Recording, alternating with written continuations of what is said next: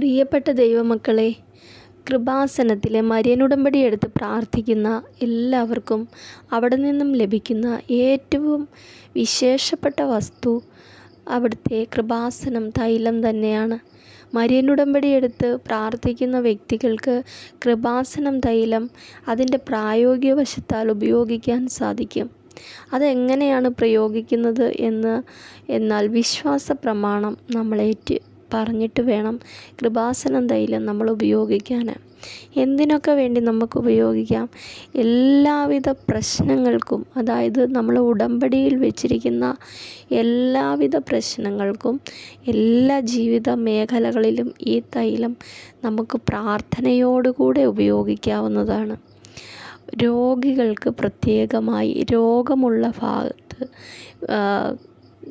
വിശുദ്ധ തൈലം പുരട്ടുകയും വിശ്വാസപ്രമാണം ചൊല്ലി പ്രാർത്ഥിക്കുകയും വിശ്വാസം ഏറ്റുപറയുകയും ചെയ്യുമ്പോഴാണ് അത് അതിൻ്റേതായ അർത്ഥത്തിൽ അവിടെ വർക്ക് ചെയ്യുന്നത്.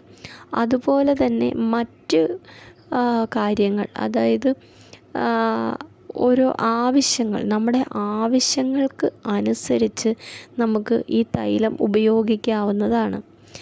ഏത് രീതിയിൽ വേണമെങ്കിലും ഉപയോഗിക്കാവുന്നതാണ്. പക്ഷേ ഉപയോഗിക്കുമ്പോൾ ഉപയോഗിക്കുന്ന വ്യക്തികളായ കൃപാസനം ഉടമ്പടി എടുത്ത വ്യക്തികൾക്കാണ് ഇത് ഡയറക്റ്റായിട്ട് ഉപയോഗിക്കാനുള്ള അധികാരമുള്ളത്. എല്ലാവിധ ആപത്തുകളിൽ നിന്നുമുള്ള ഒരു സംരക്ഷണം കൂടിയാണ് കൃപാസനം ഉടമ്പടി തൈലം.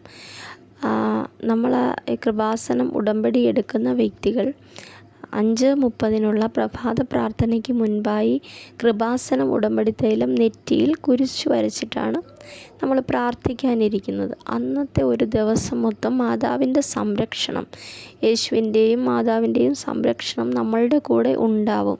നമ്മളത് വിശ്വാസത്തോടു കൂടെയാണ് ചെയ്യുന്നതെങ്കിൽ തീർച്ചയായും എല്ലാ പ്രശ്നങ്ങളിലും നമ്മുടെ എല്ലാ പ്രശ്നങ്ങളിലും യേശുവും മാതാവും ഇടപെടുകയും നമ്മളെ അതിൽ നിന്നും മോചിതരാക്കുകയും ചെയ്യും.